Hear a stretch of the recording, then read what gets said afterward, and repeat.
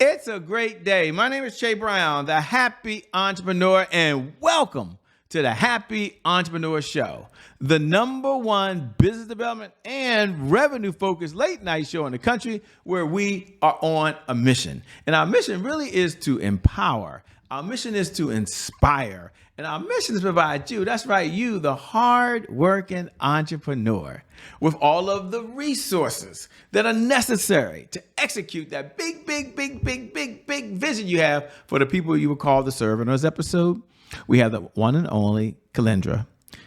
Kelenda. She's in. I got a Kelenda. I've been practicing Kelenda. She's in the building, and she'll be talking about really living your life with purpose and taking relentless action. Wow.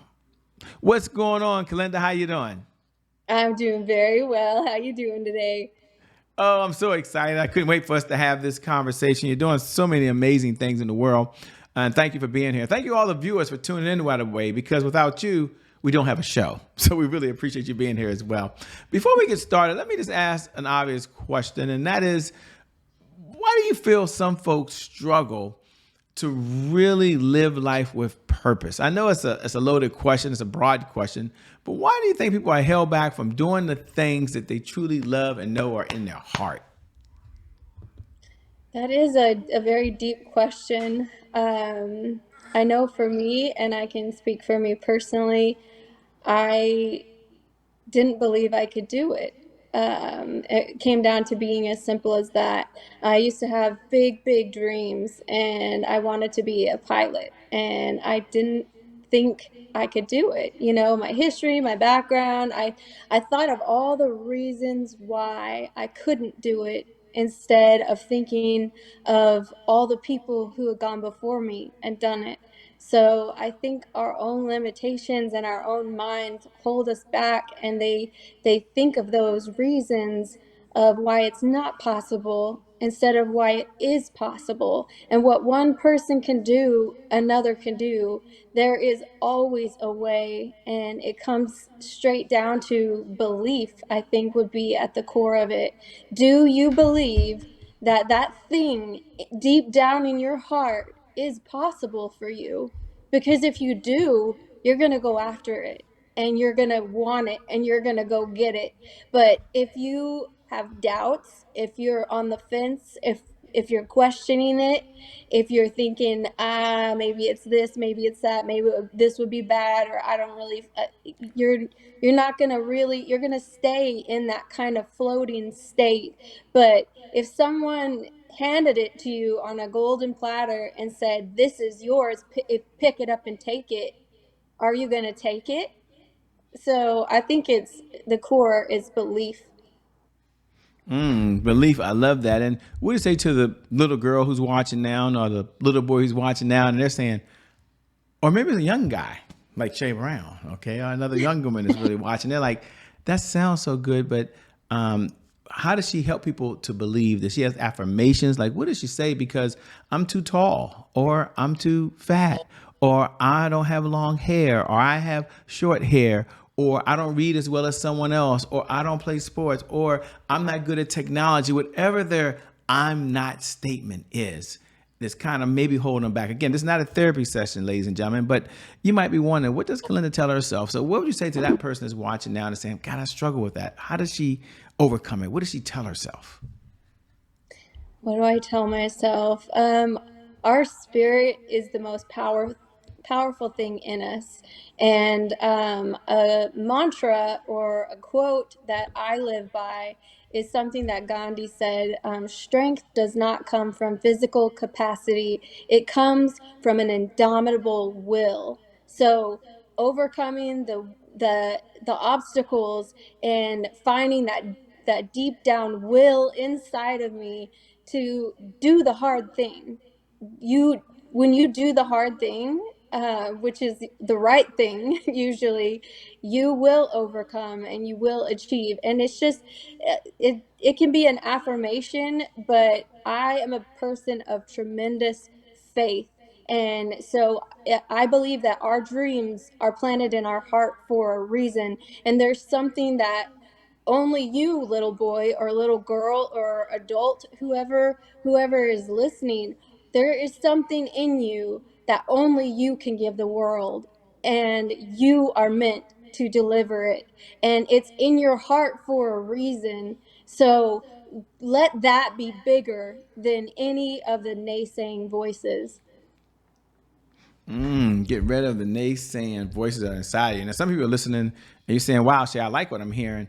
And this person is making a lot of sense, Shay. I'm glad she's here, but who is Kelenda? Like, I don't know her. Okay, some of you read her bio. We appreciate that. Yeah, like, Shay, I already know who this person is. Others of you are like, no, I have not read her bio. I'm in the kitchen cooking right now, or I'm at the gym listening in. I'm on the plane listening to this podcast. So we'll slow down for a moment because some folks don't know who you are, as famous as you are all over the world. So take a moment, if you would, and tell folks, who is Kelenda? What's your backstory that led you to really doing what you're doing now? That is a very deep backstory, and it came from a lot of hardship and a lot of pain and a lot of suffering. The turning point for me was um, about a decade ago, about 10 years ago. I was being stalked and tormented and in a seriously abusive situation. It took an entire sheriff's department to get this person away from me who was trying to crush me, kill me, hurt me. And I was terrified and traumatized, and I didn't even know how I got to be in that position. And I'm like, how did I even get here? How do I get out of it? And I had so many people helping me escape. And when I finally escaped, I felt so traumatized that I had lost my hope. And a psychologist told me that when you are under duress for an extended period of time, you physically lose your capacity to feel joy. So I couldn't feel joy looking at a sunset. I couldn't feel joy at my beautiful little tiny niece learning how to walk for the first time. I had nothing, and I felt like a shell of a human being. Someone had done this to me, and I didn't know how to come back from it. And as a person of faith, I I basically challenged God, and I told him all the decisions I've made in my life up until this point have brought me to this moment, and it's a living hell. I have no hope. I have no joy. I don't even know who I am anymore after this. And I had to lay it all down and ask for a new way and a return of that fire and that spirit, because before that I was someone who was such a go-getter. I graduated high school with a college degree. I was always on fire for life, always up for something, and just loving life, and just full of zest and vim and vigor. And so I wanted God to reignite my spirit, and I wanted him to show me the way, and I didn't want to suffer anymore. I didn't want to hurt anymore, and I didn't know how to do it myself. And I had to humble myself and admit, I don't know the answer to this. I don't know how to heal. And I need your help and the help of others to unpack this nightmare. And it was within 6 months of that moment of surrender that God totally rebuilt me into somebody way bigger and way better than I ever thought possible. And I knew it wasn't just for me. I knew it was for other people too. I knew that I could be a beacon of hope. And I knew with the help of God that I could do anything. Anything was possible. And not only had my hope been restored, not only had my joy been restored, not only had my light been restored, my spirit, my fire, there was a deep, profound purpose that had been instilled in me. And I knew I had to carry it to where it needed to go. And I felt called to go and share that message. And I didn't want to go somewhere just to go. I wanted to go where I believe that God was sending me because he had something for me to do there. And I thought that it was going to be one place, and it ended up being 7 different countries. I did back to back missions to South Africa, Peru, Chile, Brazil, and I went to the world's darkest corners and I shined the light of hope, and I loved on people who needed it the most, and I brought whatever message that he had for them. And I could stand in front of a little girl, and I could stand in front of a woman who had been through things that we cannot even imagine, things that make me feel sick to my stomach to even speak about, that they endured, and they were still standing there, still fighting, still trying. And I could say, I am living proof. Do not give up. Again, your transparency is always so spot on. It's one of the things that attracts me. I want you to be here for the Happy Entrepreneur Show. Not only do you talk about being limitless, but you also about taking relentless action. And I'd like for you to take a moment. It's a very serious conversation. I understand that. But take a moment, if you would, and speak to the person who may be going through a situation right now, maybe an abusive situation. And what was 1 or 2 things you would share with that person? Maybe they're embarrassed and they don't want to tell anybody. My mother experienced this for many, many years when we were young. And you would never thought she would be in that situation at all. You just wouldn't think that at all. So if you had a moment and someone's listening, like, I'm so embarrassed, like everybody think I got it going on, this is happening to me, there's some type of abuse going on, what's the first, second, or third step you would tell them to do if you could speak directly to that person? If I could speak directly to that person, I would tell them that you are not alone, and you are not alone in thinking and feeling embarrassed. There were so many people that told me that people in my own family that didn't believe how bad it was, because they're like, you're so strong, that could never happen to you, you wouldn't tolerate something like that.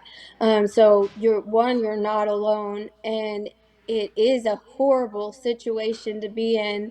But my first advice would be, if you're at all a person of faith, pray for the right person and the safe person to go to and share what is actually happening, because there is something telling you in your nervous system, in your body, in your brain, in your spirit, that this is not right, and it's not sustainable, and it's painful, and it's your own little girl or your own little boy crying out inside of you for help. And protect that little child inside of you, and find a way to get the help you need. There are so many programs, there are so many ways that it can be anonymous, there are so many lifelines. And find a lifeline, whether it's a person, whether it's an actual line that you call. You need to protect that person inside of you, and not let whoever is hurting you continue to crush your spirit, because we don't know where that road is headed, and sometimes it is life or death. And take it very, very, very seriously.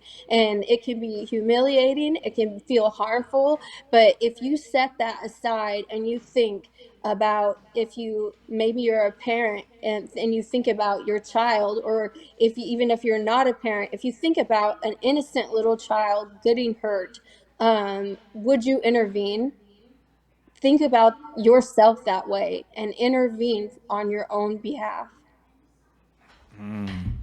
Powerful message, by the way. And, one of the things you talk about is relentless action. And one of the challenges that we all have in life, myself included, is being consistent. You might have heard consistency is the key. Consistency is the key. Consistency in life is the key. And having said that, what do most people struggle with most? They struggle with consistency in whatever action they're taking. And you not only talk about limitless possibility, but right on her website, she talks about taking this relentless action, that you've got to take action to do the thing you want to do. How are you able to do things in the face of fear? How are you able to do things in the face of the unknown? Even you saying you visit different continents, people are like, whoa, like, how is she able to continue to take action? So my question directly is, How do you stay consistent? What are some things you do? One word, courage. And I used to wear a little bracelet, and all it had on this bracelet was the word courage. So whenever I felt intimidated, whenever I felt unworthy, whenever I felt tired, whenever I felt not good enough, whenever I felt anything that comes against um, whatever's coming between me and my purpose, I would look at that one word, courage, and I would keep moving forward. And as long as you're taking baby steps, you're still lapping everybody on the couch. So, little steps, if that's all you can give, it is consistency, and it is relentless action. When sometimes you will get a burst of energy, you'll get a second wind, you'll get something that's just like, man, I feel like I got it. And take advantage of those waves, really ride those waves, because sometimes you accomplish mind-blowing things, and then there's going to be days when it's hard and you don't feel like doing anything. And just think, what's one thing I can do? What's one, how can I get myself 1% closer? What's one little drop I can throw in the bucket, and just keep moving forward. Keep moving forward. 1% better. I love it, by the way. And you're now involved in something called Miss Corporate America. And don't worry, ladies and gentlemen, we'll get into a little bit. Today is my January 1st, and hear another setback that she may have had, and how did she bounce back from it. We haven't forgotten, and we'll get to that. But she also stepped up, and you can see, you may not be able to see the whole thing, but she's wearing a sash there. She's Miss Corporate America reigning 2025. Is it 2025? Is that right? Yes, for the Yeah. next year. And it's an incredible honor. And I have two questions for her that anyone watching may be curious. She has a big crown on her head, so she is the Miss Corporate America. Number one, what is Miss Corporate America? What is it from her view of the world? Like, what is this Miss Corporate America thing? Some of you are hearing it for the first time. And then the second question is, why she get involved? I mean, she has a lot of things going on in her life. She didn't have to stop to do this. She could have been doing something else. So two-part question. What is Miss Corporate America? And why did you decide, with everything going on in your life, to say, I want to participate? That's a beautiful question. And Miss Corporate America is a national platform empowering women. It's been around for nearly 2 decades, and it's celebrating very impactful women in business. And it amplifies their voice and their cause and their mission. And it's an incredible organization because it is beyond beauty. It recognizes brilliance as a woman's most attractive quality. And when I learned about that, I was amazed by that. And I thought, this is amazing, and this is how it should be. And now you're a part of it. Now you're on a mission. And before we get a little bit more into who you are and what you do, we have a segment here called Today is My January 1st. Now, I know earlier you told us one of your setbacks, but today is my January 1st. For those folks who tune in every night at 11 p.m. Eastern Standard Time, you know what we're about to do. Today is my January 1st. You can say those magical words right now. Today is my January 1st. Happy New Year to you. And for all the rest of the folks who tune in for the very first time, today is my January 1st is our personal mantra at the Happy Entrepreneur Show. It represents a fresh start. It represents a do-over. It means our past, no matter how dark and gloomy that past is back there, or how bright and sunny the past is, the past really no longer equals the future. And so my question for Kelenda, as we're listening to her right now, is twofold. Number one, when you hear those words, today is my January 1st, what do you even hear?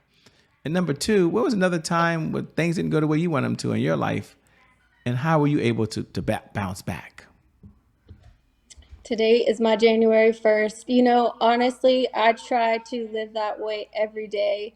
But that January 1st moment, the do over, the fresh start, the clean slate, that really happened for me after what I had described to you, when I was that shell of a person and I didn't know where to go from there. I got a do over. I shouldn't even be alive. And here I am today. So that was my January 1st moment. That was a huge challenge. And remind me of the second part of your question. You're throwing all these Yeah, the questions at question me, was, and I'm what was trying to another keep up. setback you had in your life where things didn't go the way you wanted them to, and how did you bounce back from it? I can tell you about, well, this was a really tough one for me. So I was on a mission in Peru, and we were building houses for the local missionaries there who were helping people. Um, and it was a 5 day journey. It was a 45-mile trek on the Salcantay Trail, and you have to scale an 18,000-foot peak and then climb Machu Picchu mountain at the end. And this was part of the mission and part of the journey. And we would do outreach in the villages and to the people that we would meet along the way. But I didn't have time to train for it. I was coming from South Africa, where I had been for months working with children in a haven, and I had no way of training. So I wasn't prepared for this 45-mile trek, this 18,000-foot peak, and climbing Machu Picchu mountain at the end. And I wasn't in shape for it. And some of these people that were on the team with me, they had trained for months, years, eat clean diets, and they were just rocking and rolling like lean mean machines. And I had to face that, and it was extremely challenging. And my ankles were bleeding, and it was the 5 day trek. And on the second day, I fell and really injured my ankle quite badly, where they were thinking we're probably going to have to take her off the trail. And I thought to myself, and something just rose up inside me, and I knew that I did not come across the world to be taken out on the second day. And I just asked the team with me. As I said, I'm a person of faith. Hopefully that doesn't offend anybody. But I just asked my team, you please pray for me, because God did not send me across the world to be incapacitated on the second day. And I need a miracle. My ankle was starting to swell. My pain went from, it was like a 9 or a 10. I was openly crying. It was hurting so bad, and it was starting to turn blue, and it was super swollen. And um, I asked my team to pray for me, and I told them, I need you to pray for a miracle, because we're in the middle of nowhere, and that is what is required here. And um, they prayed for me. But at first he said, all right, Kelenda, the team leader, he said, I'm going to let you pray for your miracle. And so I'm like, you're not even going to pray for me? Like, what's happening here? So I didn't even hesitate. I just burst into prayer over my ankle, over the trek, over the whole mission. And I'm like, I will make it to the end. I will make it to the finish line. I don't care if I have to crawl there, blood, sweat, and tears. You know, Sweat dries, blood clots, bones heal. Suck it up, Buttercup. I am going to the end, and I will climb that mountain.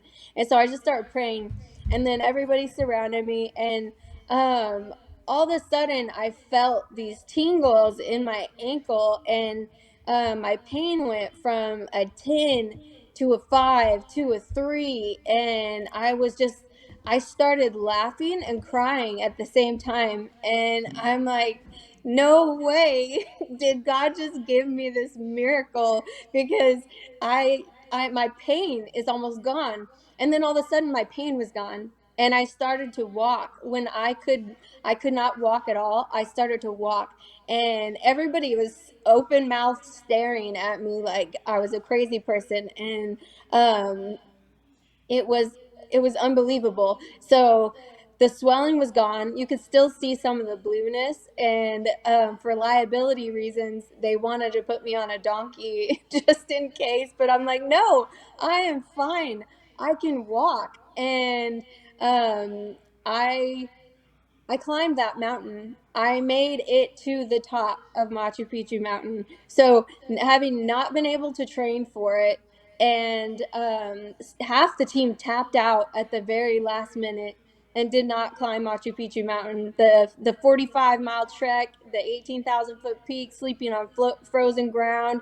It was hard, man. It wipes you out. And I had it in me that there's no way I'm going to stop. I came here to do a thing and I'm going to do it. Even though I had this accident, even that didn't get in the way. It's like it even blew my faith up way bigger. And I was showing them I can walk, and they're like, we're gonna put you on a donkey for a little while, but in the end, that became my strong ankle that got me up the mountain. And because it's Inca stairs, when you climb Machu Picchu Mountain, it's very jagged Inca stairs, and that became the ankle that I leaned on. It became my strong ankle, the one that should have been fractured, that should have taken me out on that second day. It became my strong ankle. What an incredible story. And it displays what you talked about. Be relentless. Keep going. Don't stop, no matter what. As we come down the home stretch, I do have a question I'd like to ask when we have time. We got a few minutes now. And that is, what's one of the best pieces of advice you've ever been given? And I know you've read countless books. I get it. I know you watch more videos than you can. I know you had lots of mentors along this journey of life. So many. Even on the weekend now, I mean, you can scroll and learn a lot of stuff. But if you had to step back and say, Shay, here's one of the best pieces of advice that's been given to me that I want to give to someone else, what would it be and why? Wow. Let me think about this for a moment. I don't want to just shoot something out there off the cuff. I want to give a real Okay, answer. take your time. This is what it's all about. You had so much, so we're just looking for one that someone shared with you, a nugget.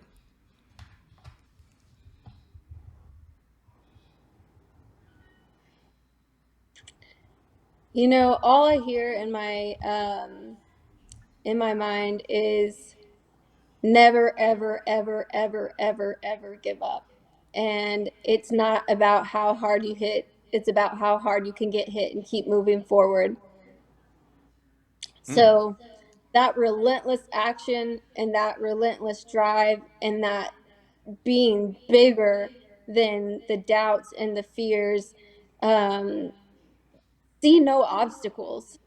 Um, have that vision and go for it with everything you have. And there are always going to be things that try to get in the way. But when you feel like quitting, remember why you started. Your big why, your purpose. I love it. Your mission. It all comes together. It's so amazing, ladies and gentlemen. So we come down the home stretch. I want to say two things. What do you do for fun first when you're not out saving the world? When you're not out being Miss Corporate America? When you're not out making a difference for other people? When you're not out traveling around this country, by the way, going into very strange places, but being there, what do you do just to relax and have fun? I love to fly. I love to fly helicopters. I love to fly airplanes. I love to fly jets. When I'm in the sky or the water, I think I secretly have wings and I'm also a mermaid. Whenever I'm in the sky or I'm in the water, I feel like I am where I was supposed to be. And it lights up my heart and it makes me feel so free. It makes me feel like a kid on Christmas. It makes me feel unstoppable. It makes me feel like there are no troubles, there are no cares, there's no ugliness, there's no pain in the world. I am free and I can fly. So that's that's what I love to do for fun. And I also have a little toy Australian Shepherd. He's actually a service dog, so I love to take him to people that he comforts, and he's a little wild one, so I play with him all the time. Well, you can't leave us hanging. Everybody want to know what's his name. I mean, you can't just leave us hanging. You got this dog, and everybody like, what's his name? She never said his name, but she's so proud of him. What is your dog's name? He's my boy, Blue. His name is Blue, and he has blue eyes, just like me. How cool is that, by the way? As we come down the home stretch, a two-part question. If folks just want to follow you, stay connected with you, where should they go? And what are the final words you have for folks that are watching, listening right now? Limitlessrescue.org is where you can go and fill out a contact form to stay in touch with me. Please follow me on all my socials at Kelenda Annette for Instagram, Kelenda Baird on Facebook, or that's in the URL part. To find me by my actual name, it's Kelenda Annette. But definitely stay in touch with me. I would love to be connected. And final thoughts.